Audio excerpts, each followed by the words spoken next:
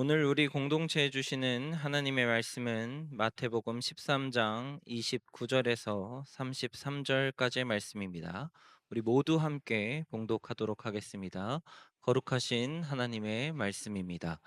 주인이 이르되 가만두라, 가라지를 뽑다가 곡식까지 뽑을까 염려하노라. 둘 다 추수 때까지 함께 자라게 두라. 추수 때가 내가 추수꾼들에게 말하기를, 가라지는 먼저 거두어 불사르게 단으로 볶고 곡식은 모아 내 곡간에 넣으라 하리라.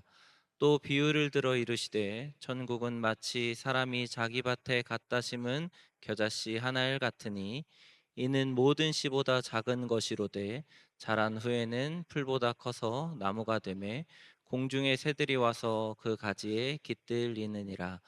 또 비유로 말씀하시되, 천국은 마치 여자가 가루 서말 속에 갖다 넣은 전부 부풀게 한 누룩과 같으니라. 아멘. 여러분 모두에게 참 고맙습니다. 참으로 여러분 모두에게 깊이 감사드립니다. 여러분께 걱정되는 존재가 아니라 오늘 주님께서 말씀하신 대로 하나님 나라의 삶의 방식으로 살아가겠습니다. 그러면 주님이 약속하신 대로 열매 맺는 삶을 살리라 믿습니다. 이렇게 중간에 가게 되어 더 송구한 마음이 아닐 수가 없습니다. 여러분 섬지박이 노래 다 아시죠? 엄마가 섬 그늘에 굴 따러 가면 아기는 혼자 남아 집을 보다가 바다가 불러주는 자장 노래에 팔 베고 스르르르 잠이 듭니다. 잔잔하고 따뜻한 곡입니다. 그런데 가만히 생각해 보면 애처롭게 이를 데가 없는 노래입니다. 아기를 돌보아야 할 엄마는 그 어린 것을 집에 두고 섬 그늘로 굴 따러 가야 합니다. 그러지 않으면 그들의 삶을 영위할 수 없기 때문입니다. 순둥이 아가는 엄마의 애태우는 마음을 아는 것처럼 그저 파도 소리를 자장가 삼아서 스르르르 잠이 듭니다. 참 고마운 것입니다. 그런데 여러분 2절 가사 아십니까? 아기는 잠을 곤히 자고 있지만 갈매기 울음소리에 마음 설레어 다 못 찬 굴바구니 머리에 이고 엄마는 머랫길을 달려옵니다. 생각해보면 참 기가 막힙니다. 아이를 두고 온 엄마는 몸은 굴을 따고 있지만 마음은 그렇지를 못합니다. 무시금한 갈매기가 끼륵 울음소리를 내자 그 순간 아가가 울고 있을지 모른다는 마음이 엄마의 가슴을 칩니다. 굴바구니를 보니까 아직 차지 못했습니다. 목표량을 채우지 못했습니다. 그래도 엄마는 더 머물 수가 없습니다.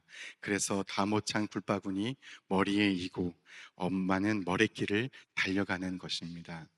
일하지 않으면 살 수 없기 때문에 아기를 위해서 일을 안 할 수는 없습니다. 그러나 일을 해도 목표량을 채우려고 끝까지 있을 수가 없습니다.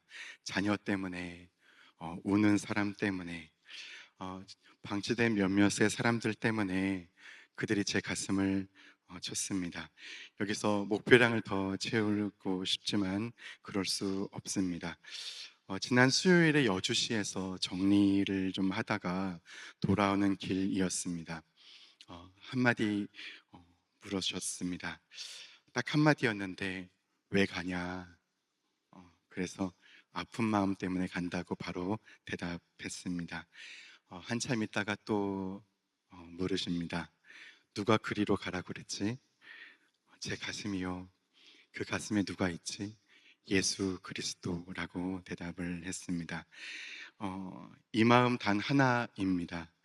그래서 제가 거기 가서 사람들을 위로하겠다 그런 생각 하지 않습니다. 저는 그럴 실력도 자격도 전혀 없습니다. 제 안에 계신 예수 그리스도, 그분의 마음이, 그분의 손길이 저를 통해서 그분들을 위로하시고 사랑하시도록 밤낮 없이 기도하겠습니다. 주님, 제 몸을 써주십시오. 이렇게 간구해서 저를 통해서 주님께서 사역하시고 주님께서 일하시도록 그 기도 하나 잃지 않고 존재하기를 소망합니다. 그 주님의 마음이 바로 오늘 말씀이 가리키고 있는 하나님 나라의 심장이라고 믿습니다. 오늘 우리에게 주어진 이 말씀은 천국 비유의 말씀입니다. 설교의 요점은 이 땅에 우리 하나님 아버지의 나라를 이루어가는 삶입니다. 알곡으로서, 겨자씨로서, 또 누룩으로서 하나님의 나라를 이루어가기를 우리는 소망합니다. 주님께서 천국을 이렇다, 명제로서도 말씀하실 수 있는데 비유로 말씀하셨습니다. 왜냐하면 천국은 사실 우리의 경험 세계 속에 없기 때문입니다.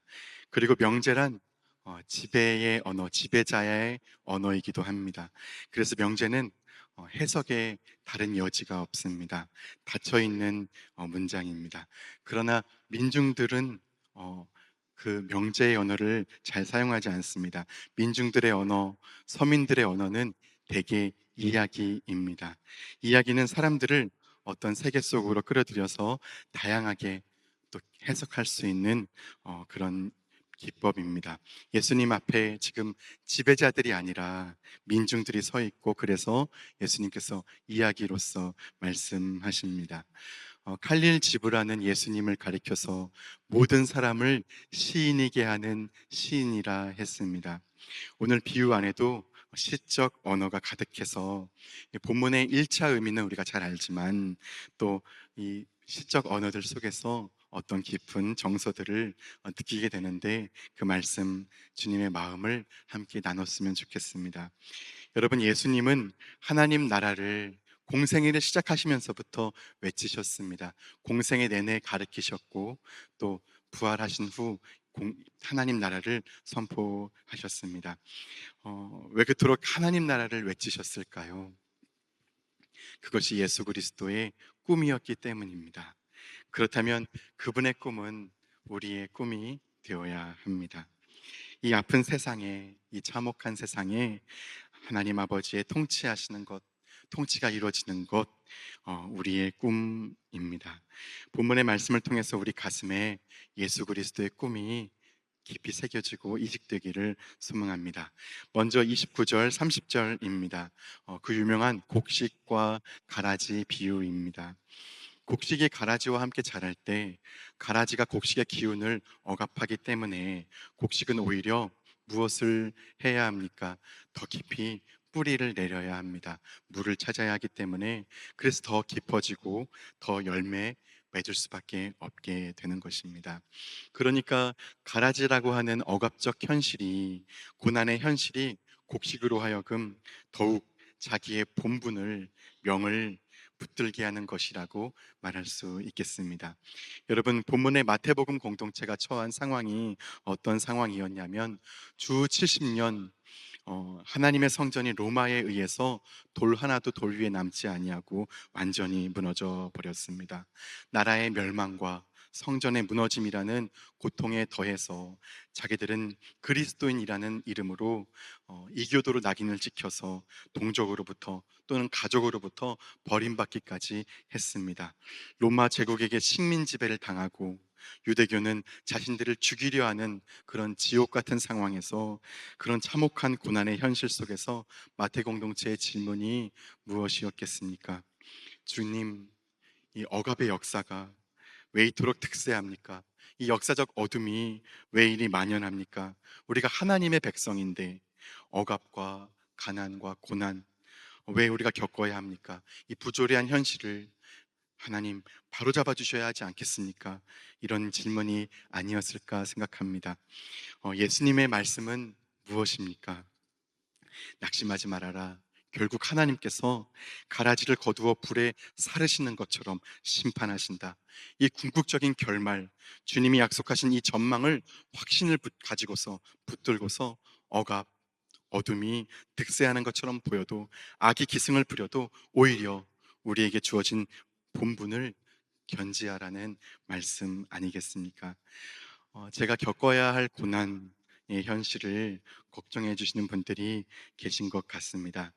저도, 그러나 여러분도 낙심하지 말아야 합니다. 어떤 부정적인 현실, 어려움들이 짓눌러 온다 하더라도 그 속에서 우리는 최후 승리를 믿으며 주어진 사명을 붙들고 견디길 바랍니다. 이것이 이 땅에 하나님의 나라를 이루어가는 삶이라고 주님은 말씀하고 계십니다. 우리의 사명을 끝까지 견지하길 바랍니다. 다음은 겨자씨 비유와 누룩 비유가 이어집니다. 여러분, 세상이 또는 직장이 또는 어떤 문제가 굉장히 커다랗게 보이고 그에 비해 나는 너무나 초라하게 작게 느껴질 때가 있으십니까? 그럴 때 어떤 하나님의 말씀을 붙드십니까? 저는 이 말씀입니다. 예수님께서 겨자씨를 말씀하셨습니다. 어떤 이가 자기 밭에 겨자씨를 심었다. 겨자씨는 어떤 씨보다 작은 씨앗이지만 자라면 어떤 풀보다 더 커져서 나무가 되어 공중의 새들이 깃들인다고 말씀하셨습니다. 정말 압도적으로 큰 로마 앞에 또 성전 체제 앞에 예수라는 분은 겨자씨처럼 누룩처럼 정말 아주 작은 존재에 불과했습니다. 아니, 로마가 봤을 때, 성전 체제가 봤을 때 예수님은 아무것도 아닌 존재, 정말 아무것도 아닌 것처럼 보였을 것입니다. 그렇지만 그 작고 초라한 예수님 안에는 하나의 마음이 있었습니다. 로마가 또 성전 체제가 갖지 못한 마음입니다. 돌봄받지 못하는 이들이 찾아와 깃들 수 있는 기댈 품이 되어주고 싶은 마음, 육신과 영혼이 줄인 사람들을 어떻게 해서든지 먹이고 싶은 마음, 그래서 자기를 양식으로라도 내어주고 싶은 마음, 그 마음으로 천국이 되어주지 않으셨습니까? 바로 그 마음으로 살아갈 때, 사람을 귀히 여기는 마음으로 살아갈 때 하나님의 나라가 임할 것을 믿습니다. 여주라는 도시가 저에게는 굉장히 낯설고 거대한 세계 같습니다. 거기 가보니까 어떤 교회들은 굉장히 또 제가 많이 위축되고 또 너무나 작은 겨자씨 같고 아무것도 아닌 누룩 같지만 제 가슴에도 그분의 마음 하나 있기를 소망하고 있습니다. 목자 없는 양 같은 사람들, 어디에도 갈 수 없게 되었는데 그 깃들 곳 없는 사람들, 아파하는 이들에게 깃들 수 있는 나무 가 되고 생명의 양식이 되어 주려는 마음, 그 마음 하나로 존재하려고 합니다. 여러분도 그렇게 한 사람을 귀히 여기는 마음, 제국이 갖지 못하고 성전이 갖지 못했던 그 마음으로 하나님의 나라를 일구어 가시기를 바랍니다. 그런데 여러분, 오늘 예수님 말씀은 기본 상식에 반하는 내용이 들어 있습니다. 겨자나무는 풀보다 크게 자라지만 초본과 식물입니다. 그래서 어떤 학자들은 겨자나물이라고 합니다. 나물하고 규정한다고 해도 아주 작은 나무입니다. 자라나면 보통 1m 조금 넘습니다. 그리고 겨자나무는 생명력이 너무 강해서 어디에 떨어지든 수평적으로 더 번져 자라면서 밭을 모조리 덮어버리기 때문에 농부들에게는 골칫거리입니다.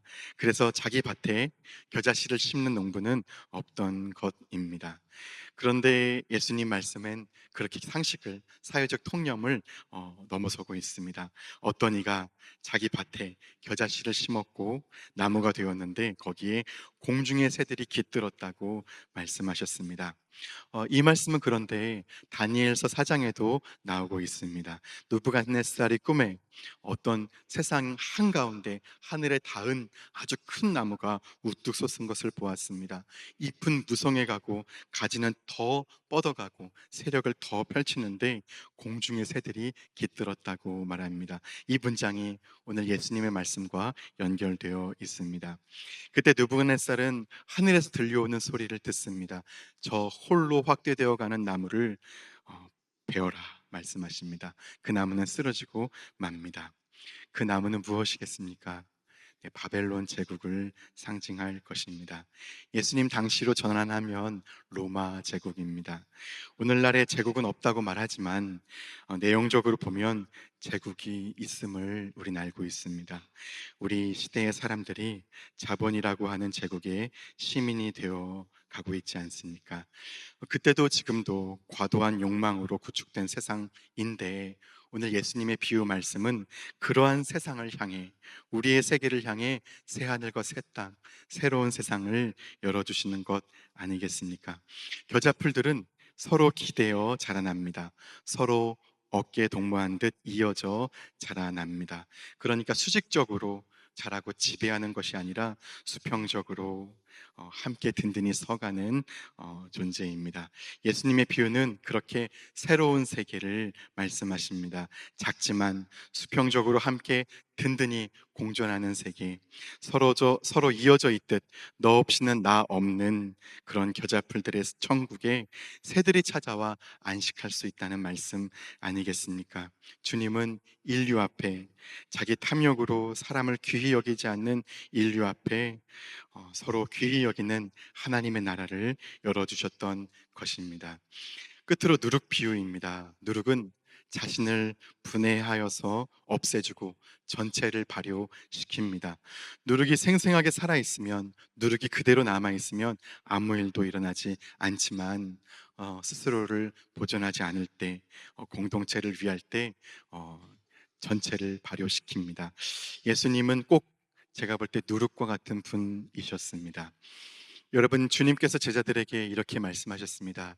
내 마음이 괴로워 죽을 지경이다. 나와 함께 깨어 기도해 달라고 요청하셨고, 예수님께서 기도를 밤이 맞도록 땀에 피가 배어나도록 기도하셨지만 돌아와 보니까 제자들은 다 잠들어 있었습니다.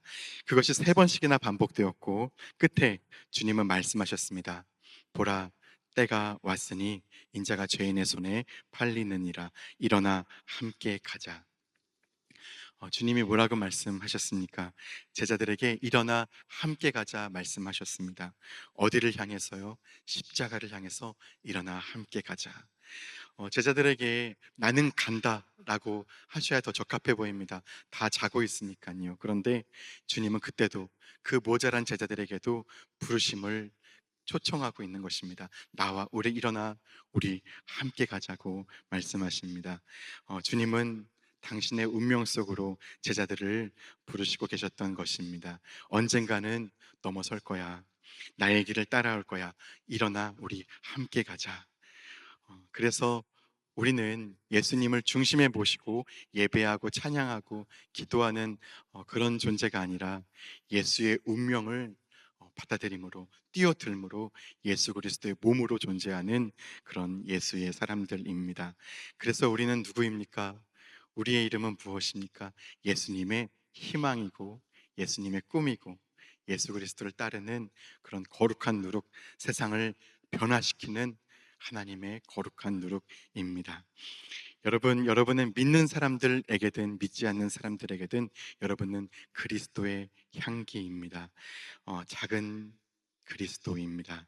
여기 예배드리시는 여러분 마음 깊은 곳에는 그리스도가 계시기 때문입니다. 사실입니다.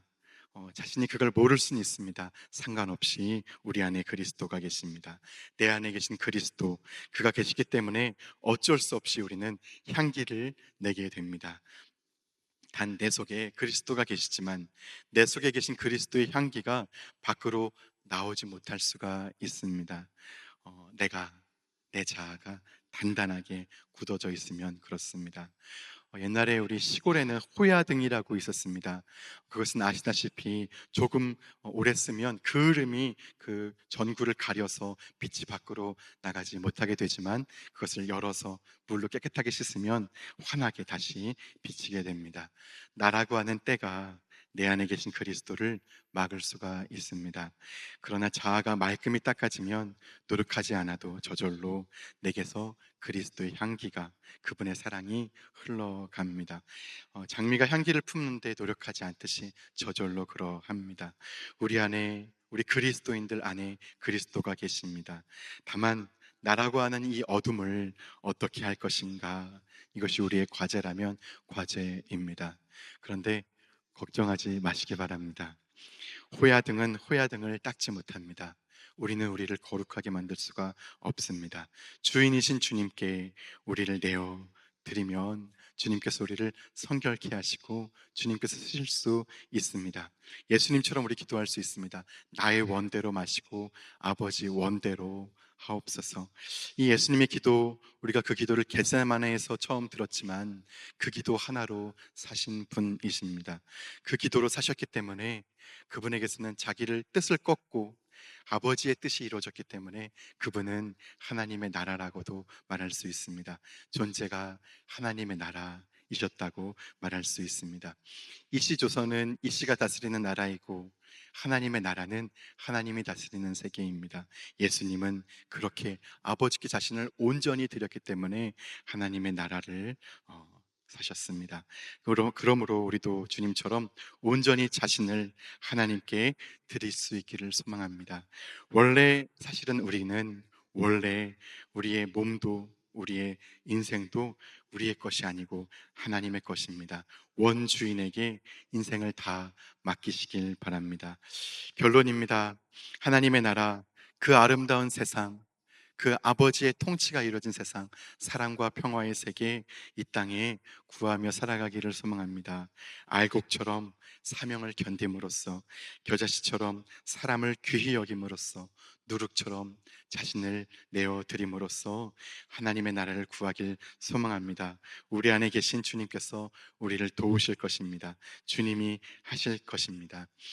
지난 8년간 저같이 모자라고 자격 없는 사람을 용납해 주시고 세워주신 여러분 모두에게 깊은 감사를 드립니다. 갚을 수 없는 사랑을 입었고 그 빚진 마음, 사랑의 빚진 마음이 제 안에 깊습니다. 이토록 미숙하고 모자란 사람을 용납해 주시고 참아 주시고 인내해 주신 여러분 모두에게 감사드리고 담임 목사님께도 감사드립니다. 우리 하나님 아버지의 깊은 영원한 사랑과 은혜가 하나님은 긍휼과 평화가 형제자매 여러분 모두에게 넉넉하고 영원하기를 소망합니다.